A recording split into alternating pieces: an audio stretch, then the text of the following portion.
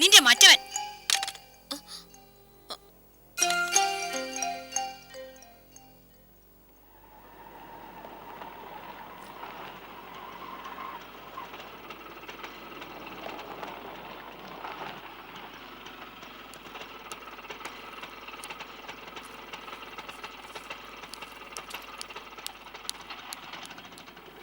ആഹാ, നീ ആയിരുന്നോ ലക്ഷ്മി? കയറി വാ. രാമകൃഷ്ണേട്ടൻ ഇങ്ങോട്ട് വന്നോ അമ്മേ? ഇല്ല, ഇപ്പൊ അവൻ ഇങ്ങോട്ട് വരാറേ ഇല്ലല്ലോ. വരാത്തതല്ല, ഞാൻ വിടാത്തതാ. ഇന്ന് രാവിലെ പതിവില്ലാത്തൊരു ഒരുക്കവും പോക്കും ഒക്കെ കണ്ടു. അത് കണ്ടപ്പോ ആകെ ഒരു സംശയം.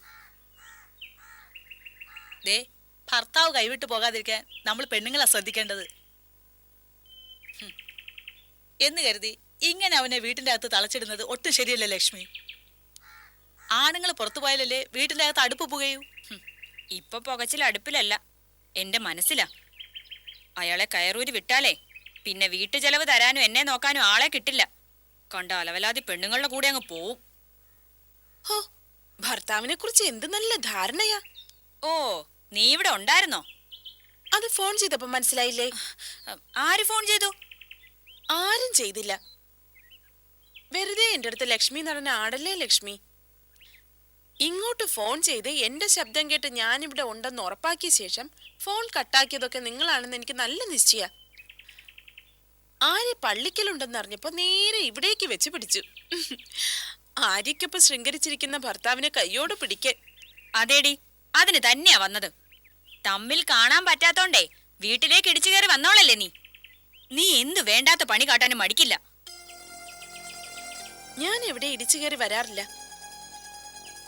എന്നെ കാണണമെന്ന് ആരെങ്കിലും ആഗ്രഹം പ്രകടിപ്പിച്ചാലേ വരാറുള്ളൂ. അന്നത്തെ സംഭവം വ്യത്യസ്തമല്ല. ഭാര്യ പച്ചക്കറി വാങ്ങാൻ പുറത്തു പോയി പെട്ടെന്ന് വരാൻ രാമകൃഷ്ണേട്ടൻ പറഞ്ഞു. സമയം അനുകൂലമാണെന്ന് മനസ്സിലാക്കി ഞാൻ വന്നു. എന്താ, മനസ്സിൽ ഇഷ്ടപ്പെട്ട ഒരാളെ വിളിച്ച വരണ്ടേ? വരണം. ആണുങ്ങൾ വിളിക്കുന്നിടത്തൊക്കെ പോണം. പെണ്ണിനെ കണ്ട പരിസരം മറന്ന് പുറകെ പോകുന്നവരാ മിക്ക പുരുഷന്മാരും. അത് പെണ്ണിന്റെ മിടുക്കാണെന്ന് കരുതണ്ട. അതിൽ അത്രയ്ക്ക് അങ്ങോട്ട് ഊറ്റം കൊള്ളുകയും വേണ്ട. എനിക്കെന്തോ പെണ്ണുങ്ങളോട് സഹകരിക്കുന്നതിനേക്കാൾ ഇഷ്ടം ആണുങ്ങളോട് മിണ്ടാൻ പറയുകയൊക്കെ ചെയ്യുന്നതാ. കുടുംബത്തോട് അങ്ങനെ ആയിരിക്കും. ആഹാ, പള്ളിക്കൽ പത്മിനി ഇവിടെ നിൽക്കുമായിരുന്നോ? ഞാൻ കണ്ടില്ലായിരുന്നു കേട്ടോ. ഓ, അപ്പൊ നിന്റെ കണ്ണിന് കാഴ്ച തീരെ പോരല്ലോ. ആണുങ്ങളെ മാത്രമേ അവക്ക് ശരിക്ക് കാണാവൂ. ആണുങ്ങളെ മാത്രല്ല, പെണ്ണുങ്ങളെയും കാണാം. പക്ഷെ നിങ്ങളെ കാണാത്തത്, നിങ്ങൾ പെണ്ണിന്റെ വർഗത്തിൽ പെടോ? എന്നോട് അലോഹ്യൊന്നും തോന്നരുത് കേട്ടോ. സ്വന്തം ഭർത്താവിനെ ആകർഷിക്കാൻ കഴിവില്ലാത്തവള് സ്ത്രീയാണെന്ന് ഞാൻ പറയില്ല. ലക്ഷ്മി ലക്ഷ്മി ആയിരുന്നെങ്കിൽ രാമകൃഷ്ണേട്ടൻ ഈ ബന്ധത്തിലെ തൽപരനാകില്ലായിരുന്നേ. ആ, നീ ഇങ്ങോട്ട് വാ ലക്ഷ്മി. കണ്ട അലവലാദികളുമായിട്ട് സംസാരിച്ചോണ്ട് നിന്നാലേ നമ്മുടെ മാനം പോവും. ഇങ്ങോട്ട് വാ പെണ്ണേ.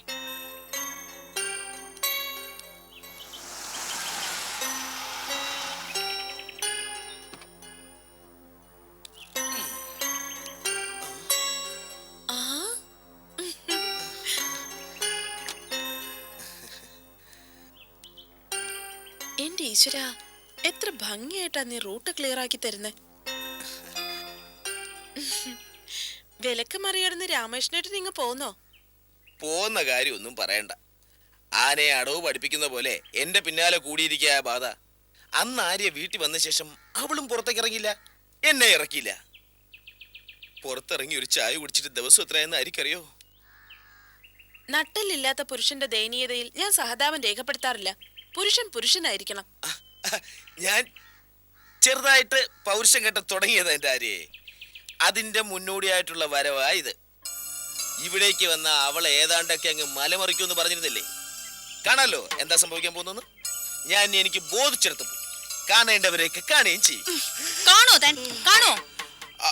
ലക്ഷ്മി, നീ ഇവിടെ പാർട്ടി സമ്മേളനത്തിന് തിരുവനന്തപുരം മുതൽ കാസർഗോഡ് വരെയുള്ള സ്ത്രീകൾ ഉണ്ടായിരുന്നിട്ടും അവരെ ഒന്നും കാണാതെ നിങ്ങൾ എന്തിനാ ഇപ്പൊ ഇങ്ങോട്ട് വന്നത്?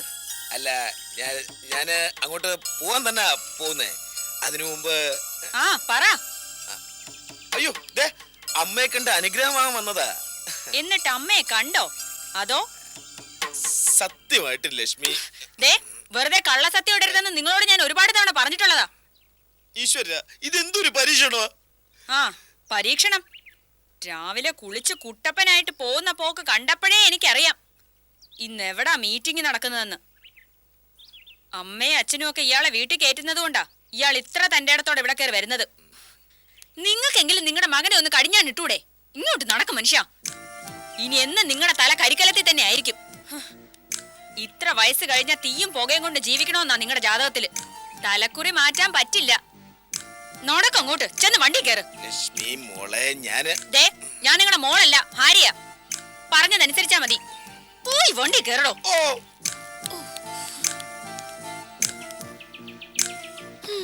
ഞാനൊരു മിടുക്കി തന്നെ. ഭാര്യ കൂച്ചുവിലങ്ങിട്ടിട്ടും എന്നെ കാണാൻ ഓരോരുത്തർ വരുന്ന വരവേ. ഇനി അങ്ങേരെ കാണാൻ ശ്രമിച്ചാ നിന്റെ കരണം പുകയും. ദേ, പള്ളിക്കൽ രാമകൃഷ്ണനല്ല ഞാൻ. എന്നെ തല്ലിയ തല്ല് തിരിച്ചു കിട്ടും. അതുകൊണ്ട് എനിക്ക് വെച്ചേക്കുന്നത് കൂടെ ഭർത്താവിനങ്ങ് കൊടുത്തേരെ.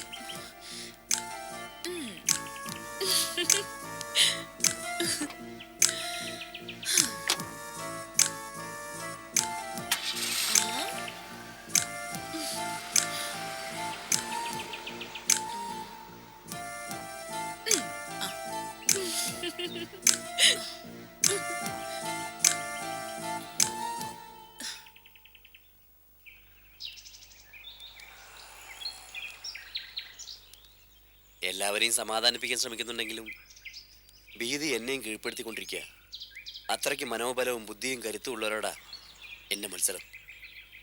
വേണുവിനെ സഹായിക്കാൻ ശ്രമിച്ചെന്ന പേരിൽ നിന്നെ ഭീഷണിപ്പെടുത്തിയ പോലെ എൻ്റെ നേർക്കും അവർ തിരിഞ്ഞുകൂടുന്നില്ല. ഊർമിളയെ സംരക്ഷിക്കുന്നത് ഇപ്പം ഞാനാണല്ലോ. നിന്റേത് വെറും സംശയമല്ല, തികച്ചും ന്യായമാണ്. ഊർമിള നിനക്ക് ചിലപ്പോൾ തലവേദന സൃഷ്ടിച്ചേക്കാം.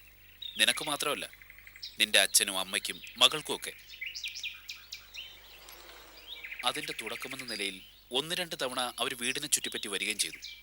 സൂക്ഷിക്കണം ശ്യാം, എല്ലാവരും ഒരുപാട് സൂക്ഷിക്കണം. പോലീസ് കംപ്ലൈൻറ്റ് ചെയ്യാന്ന് വെച്ചാൽ അത് പിന്നെ വലിയ തലവേദനയാവും. അതിലൊക്കെ നല്ല മാർഗം എനിക്കും നിനക്കും അറിയാവുന്നിടത്തേക്ക് ഊർമിളയെ മാറ്റുകയല്ലേ. എന്താ നീ ഒന്നും പറയാത്തത്?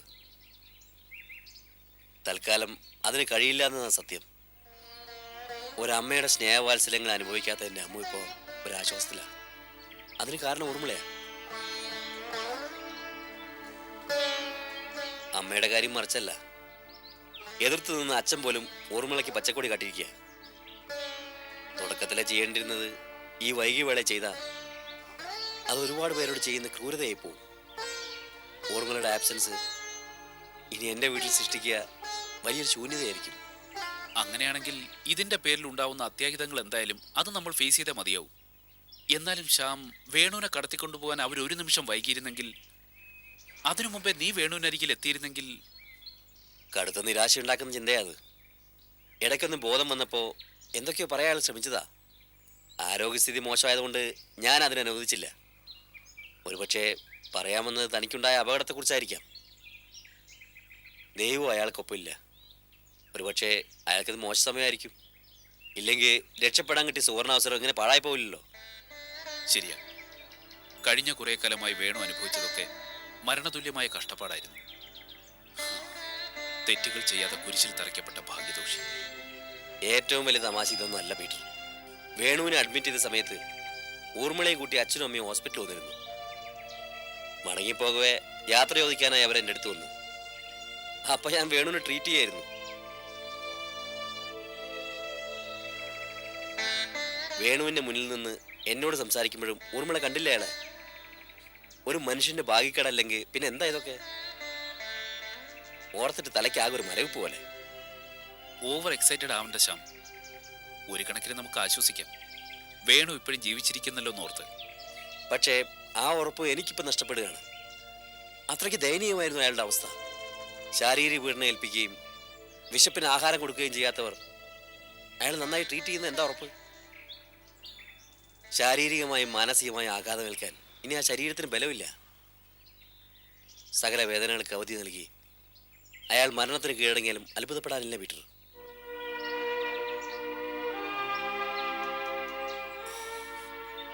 ഞാൻ പോട്ടെ.